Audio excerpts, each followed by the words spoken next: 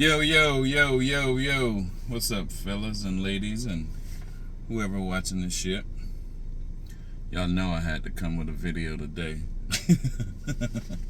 Y'all know I had to come with a video today, and this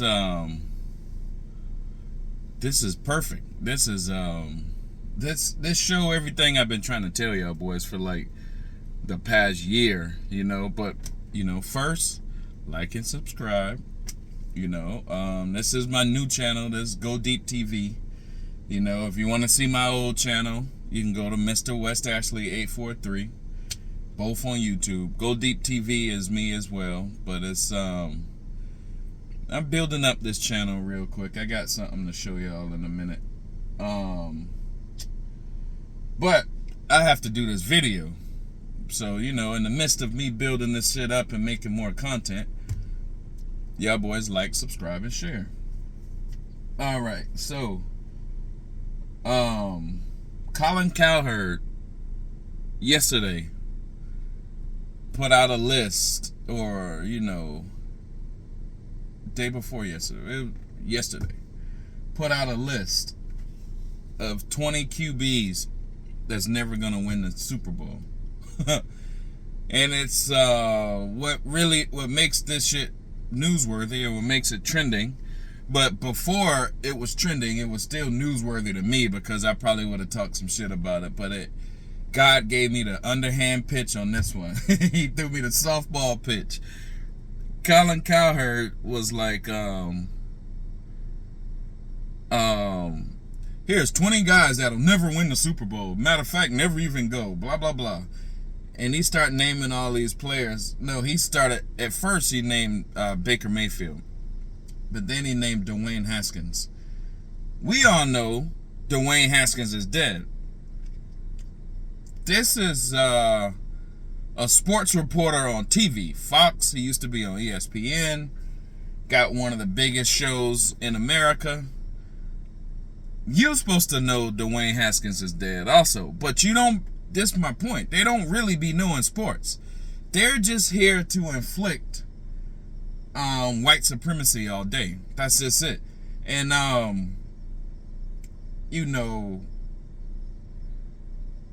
when I talk about this, and like I said, I gave my old YouTube channel out so you can see the scope of levels of shit that I talk about. And I talk about a broad scope of shit, not just on some white supremacy shit.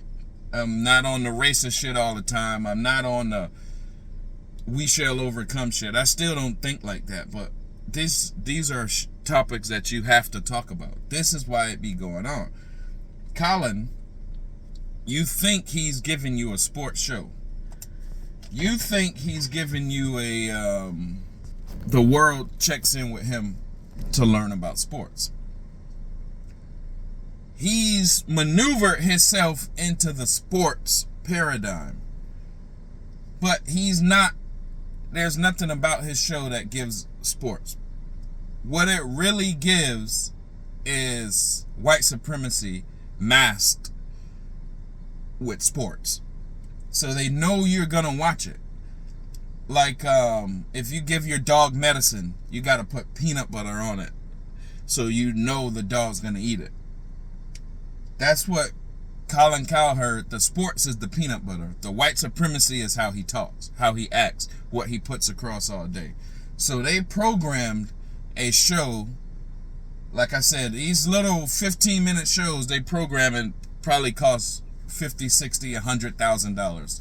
So they spent $100,000 to tell us that 20 players will never win the Super Bowl. But if you're smart, you look at this list before he even says Dwayne Haskins. Now, Dwayne Haskins is a black quarterback, right? But see what he did. Here's how he tricks you. He says Baker Mayfield first, so you don't think, damn, this is a witch hunt on black quarterbacks. But here, God gave you the boost to show you it was a witch hunt on black quarterbacks. Let me explain. He says Baker Mayfield first, and then he says Teddy Bridgewater, Dwayne Haskins, on the list you can see your name, EJ Manuel, and this all goes together so perfectly. What he's doing, all right, he named 3 players before he made the fuck up. 3 players, 2 of them are black quarterbacks. One is Baker Mayfield, which is a white quarterback, but it's easy to talk shit about him because he's played so sucky. And so what he said when he said Baker Mayfield, like I said, he just like when they went at Bonds, they had to go at Roger Clemens and Mark McGwire also to make it look like it's not just a witch hunt on a black player Barry Bonds. So the Mark McGwire and Roger Clemens are just fucking collateral damage. They had to go at them to not show you that it was a witch hunt on a black guy, which would have clued America in, like, damn, there's some racist shit going on. But we don't get clued in because they also did Mark McGwire and whatchamacallit. So we don't get clued in that Colin is on some racist shit because he also named Baker Mayfield. But then God was like, no, we're not going to let that slide. You know, you named Dwayne Haskins. Bro. So here's the thing, though. Colin Cowherd was right, bruh. Not saying Dwayne Haskins. He's right. If you look at the stats, it's like Super Bowl 57 right now. Only out of like 55 tries, or 57, because Russell Wilson won a Super Bowl and Patrick Mahomes won a Super Bowl, but they're mixed. So they're not black. But all of that matters because it's an archetype. So when he says Teddy Bridgewater and Dwayne Haskins and EJ Manuel, he's telling you an archetype of an image of who will never win a Super Bowl. But he's right, because we've only had one fully black person to ever win a Super Bowl out of 50 tries. You can't flip a coin and let that bitch land on the white guy side 50 something times to 1. It will never happen. 50 something times to 1 heads over tails will never happen, because it's like, you know, there's like some theories of randomability or some shit that will show you that that will never happen. But it happened in the NFL. We've seen it happen. But if it happened, if you flipping a coin and it always land on heads 50 to 1, you know something's wrong with that coin. Somebody's cheating here. But we don't question the NFL and be like, dang, there's something wrong in that system. So what Colin is telling you, these black archetypal quarterbacks will never win a Super Bowl. He's exactly right, and we all know that. But we don't know why, right? Why are these black quarterbacks superhuman in college and then get to the NFL and can't win a damn game? Can't be superhumans no more. How come Vince Young was, even though you knew he was going to run the ball, was unstoppable? The best college football game in history is Vince Young versus USC. Texas versus USC. They knew Vince Young was going to run the ball the whole way down the field. He did it anyway. They couldn't stop him. But when he get into the NFL, some reason he's not good enough to do like 4 or 5 years. What Colin Cowherd said is right, and we know it's right. But, all right, what is that little magic that when we get to this certain level, we can't seem to get over the hump ever? We can't seem to win a Super Bowl. You know, we will go to the Super Bowl, but we can't seem to win. That little magic that keeps getting 50 to 1 heads on the coin flip is white supremacy. That's all it is. All of these videos match up, and it's, like I said, I'm not on some white supremacy shit all the time or some fucking racism shit, but this is conversations you have to have even when I'm on my Mason shit or the secret society shit or any of those other shit you ever see me talk about. It's all the same shit. Now, that archetype of why black guys don't win a Super Bowl is because they get to the NFL and they meet white supremacy. Why? Because the NFL, National Football League, is a conglomerate of businesses and business, agreements and organizations and shit. It's a conglomerate of business leaders, corporate, who, when you win the Super Bowl, you're the face of all of those businesses, all of those agreements, all of those backroom deals.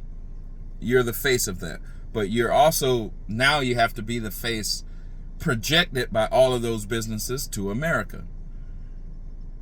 They can't and they won't, to continue their system of white supremacy, they won't project a black face in sports. Because that black face is now a hero. You can't have a hero if you're black. He can't be a black guy, because just like when they gave a picture of white Jesus to everybody in America, they didn't write on the back of the pictures the rules of, this is Jesus, is supposed to be the most righteous man in the world, and he looks white. And we're telling you this because we need to make white supremacy stick in your brain subconsciously. And they didn't write all that shit on there. They just gave you the picture. Wherever you needed to buy a picture of Jesus, this is the version that you're going to get. So you subconsciously think, damn, this white dude is the man. That never stopped. So in the NFL, it's when Tom Brady wins the Super Bowl over and over and over, it's the same thing as them giving you a picture of white Jesus. It's the same thing. It's just in today's age. It's just in 2023. But the same system of, that's why when you go see the good dog, bad dog test, this is why even the little babies, when they say who's the good dog, the little babies even pointed at the white dog, because they're living this system. They're not racist. The little babies aren't racist. They don't know what racism is. They are just observing this system. Just like what Colin Cowherd was saying yesterday. He's telling you, yo, all these archetypal black quarterbacks, y'all will never win the Super Bowl. Not because y'all not good. And how does he know Teddy Bridgewater will never win the Super Bowl? How does he know, because didn't Philadelphia a few years ago win the Super Bowl with a backup quarterback, a white boy? So Teddy Bridgewater, he's telling you, no matter what you do, you can go to the weight room, you can go wherever you want, you're never going to be crowned Super Bowl champion. Why, Teddy Bridgewater? Is it because your skills are not that good? No. You were born black, and they can't project a black face like yours to the masses. They can project a face like Josh Allen, Joe Burrow, Tom Brady, because that's who been winning the Super Bowl 50-1. Doug Williams is our only one. So there was even EJ Manuel on the list, and EJ Manuel is I'm a Bills fan, as you can see with the Bills shirt. EJ Manuel is a perfect example of this. Buffalo had a black GM, Doug Whaley, and we had a white coach, Doug Marrone. The two Dougs. Doug Whaley drafted EJ Manuel to Buffalo instead of drafting Ryan Nassib. Who is Ryan Nassib? Doug Marrone, the new coach of Buffalo Bills, had Ryan Nassib at Syracuse and wanted to bring him to Buffalo too. Doug Whaley drafted EJ Manuel instead. EJ Manuel come from Florida State. His last year, they only lost 2 games. He was the Senior Bowl player of the year. I mean, EJ Manuel is the shit. Ryan Nassib, nobody ever knew about him, heard about him or anything, but he was a white boy who the white coach wanted instead of EJ Manuel. Now, E.J. Manuel started off in Buffalo. A little shaky, but a little bit good. Like, E.J. Manuel started off in Buffalo. Remember the Panthers went on like a 15-game winning streak? And they went to the Super Bowl as like, they were like 15-1 or something like that. The one was Buffalo that beat them. Was E.J. Manuel threw a game-winning touchdown in the last seconds to Stevie Johnson and beat the Panthers before the Panthers ride to the Super Bowl. So he was a rookie and showed, damn, this dude might be nasty, bruh. And then the next game, he tried to throw a screen pass to end the game, and he, J.J. Watt made a great play, intercepted the screen pass, ran it back for 6. Buffalo lost. They benched E.J. Manuel. We never saw him again. They put in Kyle Orton. Kyle Orton, who was damn like Uncle Rico and on Napoleon Dynamite, got to play with Buffalo, had a loaded team. E.J. Manuel and Sammy Watkins from Clemson, nasty as fuck when he came to Buffalo. We had Stephon Gilmore in practice sticking Sammy Watkins in Buffalo. E.J. Manuel and Sammy Watkins, and I love Stephon Gilmore. He's one of my favorite players. E.J. Manuel and Sammy Watkins in practice used to torch Buffalo's defense. In practice. So we were like, bruh, when E.J. Manuel and Sammy Watkins get to play together, Buffalo gonna be nasty as fuck. They never got to play together. It was a missed opportunity. They played Kyle Orton instead, and then Sammy Watkins left and went to win a Super Bowl with the Chiefs. But so why E.J. Manuel wasn't allowed to play in Buffalo? It's because he's black, and if E.J. Manuel is already showing signs of greatness, if he was to win the AFC East, who couldn't win the AFC East? Tom Brady. Tom Brady and the Patriots beat Buffalo like 20-something times in a row. But if we would have played E.J. Manuel and Sammy Watkins, it wouldn't have happened like that. It would have been different. So we had to tank with our black quarterback so Tom Brady can be great. That's E.J. Manuel is on that list because he's the black archetypal Dwayne Haskins, Teddy Bridgewater. All the black quarterbacks, something always happened to you when you make it to the NFL and you do good. Michael Vick, Deshaun Watson, blah, blah, blah. We know what happens. That's why what Colin Cowherd said was technically right. It's true. None of our black quarterbacks will ever make the Super Bowl and win it. But why? All right, look at this. When you go watch Space Jam, the original one with Michael Jordan. The Monstars are supposedly aliens and they're blue and purple or whatever. They're black. All their characteristics are all black. They talk like hip hop. They talk, yo man, what's up, bro? Blah, blah, blah. They're subconsciously putting in your head that the big beast aliens are black guys, right? Who has to beat them? Bugs Bunny, a white bunny, his girlfriend, a blonde bunny, Bill Murray, a white guy, and Michael Jordan. So Michael Jordan helped the white team beat what the Monstars, who were just these big alien, but they all have black stereotypical mannerisms. So in your head, you're like, damn, the Monstars look like they're gonna win. They're unstoppable. They're destroy everybody. Blah blah blah blah blah. But somehow, the white underdog is gonna win every time. When you watch the Super Bowl, this is how you can pick the Super Bowl. The team, like when Tom Brady beat the Falcons that year. The Falcons, the team that's placed to look like the Monstars with rap black characteristics, the Falcons, had all the rappers on the sideline. Migos, Gucci Man, all them boys, blowing weed on the sidelines, big blunts on the sidelines, the cameraman watching this shit. But why is the cameraman showing rappers on the sideline with big gold chains and blah, blah, blah? Because they had to inherit the archetype for your subconscious of being the black team. So, of course, Tom Brady was going to come back and have a miraculous win because he represents the white team.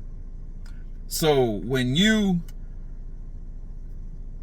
big business puts out an archetype of the winner, it has to be Tom Brady. It can't be Gucci Man and the rappers. Y'all can win in college. Georgia could win in college. Y'all could smoke big blunts on the sideline in college. NFL, when the big companies have to project a fucking image, just like they had to project the image with the white Jesus picture, the white Barbie dolls, just like they had to project that image, they do that in professional sports. They do that with Colin Cowherd. They do that with, the other day I was watching Dan Patrick. You'll never think Dan Patrick is a racist or something like that, I wanted to do a video on there. Then I was watching Rich Eisen. Both of them, all they do is sneak diss black people all day. But there was a conversation, I don't know whether Dan Patrick or Rich Eisen, where the dudes was talking about the tier level quarterbacks. Tier 1. The tier 1 is the best level quarterbacks. Patrick Mahomes, Josh Allen, Joe Burrow, Justin Herbert, Aaron Rodgers. What does that show you? The best of the best in this league, who we're gonna project out as being heroic, they're all white or white looking. Patrick Mahomes, when we project out his picture, your subconscious don't see him as a black dude, right? But then they get to tier 2, and it's some good players like Lamar Jackson and blah, blah, blah, who have bigger accolades or, just as good accolades as tier 1. But they say, oh, Lamar Jackson had a bad year. He used to be tier 1, but he had a bad year. So now, he's tier 2. He didn't have a bad year. He got injured. He started out the year real good. He got injured, but they push him down to tier 2. But didn't Aaron Rodgers have a bad year? Didn't Josh Allen have a bad year? How they still get to be on tier 1 off a bad year, and Lamar Jackson is tier 2? Oh, Jalen Hurts is tier 2 because, Jalen Hurts got to show it one more time that he can make it to tier 1 if he just make it to the Super Bowl one more time. But wait, Jalen Hurts made it to the Super Bowl one time. Joe Burrow made it to the Super Bowl one time. What's the difference in Jalen Hurts and Joe Burrow's resume? Nothing. Joe Burrow's just white. Jalen Hurts is black. So Jalen Hurts, you're below Joe Burrow, bro. But hey, we both did the same thing. We both made it to the Super Bowl one time. Yeah, but he's white. And we don't even have to, when I said last week, I said maybe integration wasn't a good thing for black people. That we don't have to beef and riot and shoot up the place and Black Lives Matter go riot, and we don't have to do that shit. We can just say, yo, thanks but no thanks, bruh. This integration shit didn't work out well for us, bruh. Our schools suck. Our hoods is what y'all call the projects. They suck. Our everything sucks. The fucking prison system is 90% full of black people, but we're only 13% of the country. Bruh, that sucks. All of this shit sucks. Y'all use us to sell cocaine and drugs and crack only in our neighborhood, but y'all get rich on it when y'all arrest us. Take the drugs that y'all brought in and gave to us. Yeah, bruh. No hard feelings, but maybe this integration shit didn't work out good for us. Maybe we need to focus a little bit on a little bit more segregating us. Maybe we need to get our own shit, bruh. No hard feelings, white guys. We don't need to fight. We don't need to beef. We don't need to bomb shit, riot shit, shoot shit up. We don't need to do that. We can shake and say, yo, this ain't working out for us, bruh. Let's start our own shit. You know, in our own shit, we wouldn't have Colin Cowherd disrespecting a dead black NFL player. He wouldn't be in our shit. And what did Colin Cowherd do? Then he go get Michael Vick to be on his show. So now, when you think, damn, Colin Cowherd might be slightly racist. Oh no, I got black friends. Look at Michael Vick on my show. But if you're smart, bruh, and you just wake up from it, you'll see all 24 hours a day of sports media programming is white supremacy to keep the fucking system alive. And they're going to go, when they watch this, they're going to go and they're going to try to, that's what they started talking good about Justin Fields all of a sudden, because I made that video a few days ago. They watch the shit because I tagged their boss in the shit. They have to watch it because ESG scores won't supposedly allow you to be racist. But if we point out, yo, this was racist, their people, their bosses, their, you know, HR committee has to watch it. So then they come out the next day to overcorrect from their racism that they did yesterday and be like, oh, Justin Fields is probably going to be MVP candidate. Oh, he's the greatest. And then they start talking good about you for like 1 or 2 days until you forget that, damn, you said some racist ass shit yesterday, 2 days ago. No, bruh, listen to this. 100% of it is racist. It's just you don't understand what that shit is. 100% of it is promoting white supremacy. If we call it out, we don't even need to call it out. We can shake hands and be like, bruh, thanks but no thanks, bro. You know, we're gonna make this ABA, we're gonna make this Afro-American Football League, we're gonna make this Afro-American Baseball League, and we just gonna try this out for, you know, maybe 10, 20 years. Let us just try this out.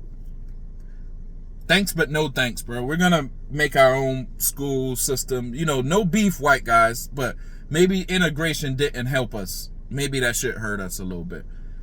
Maybe we didn't need to be drinking at the same water fountains as y'all boys. Y'all like this, all this weird shit, all this wild shit. We ain't on that shit, bro. No hard feelings, bro. We just gonna go this way. And look, here's what we know will happen. If we make our own league, they will be dying to cover that shit. They will be, all of their fans will come, all of the white people will go to our shit to watch it. We could charge them boys. We know they would come to our shit and watch it because they come to all the rap shows as white people. All the games in the seats is white people. Right? Right. So we know our league won't lose because we see already. But we're too scared to say, yo, thanks but no thanks on this integration shit, bruh. Y'all boys are a little wild over here. And since y'all brought us to America, and, you know, I want to say this also. America, we need to talk, maybe our next conversation will be about this.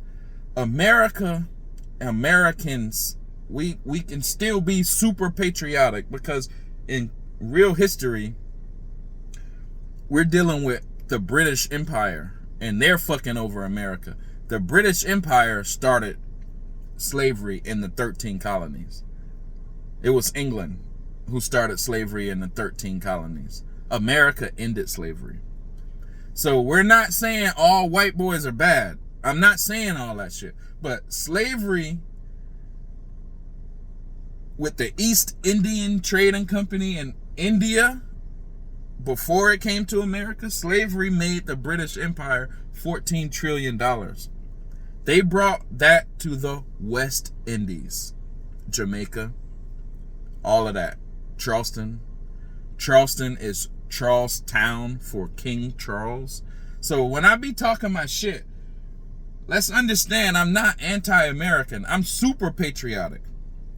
But we gonna talk some factual shit. We talk about that English shit in the next video, because that's some shit we really need to talk about. We're in America really living under still English rule, and that's where that white supremacy shit really comes from. We'll get into that later, you bitch.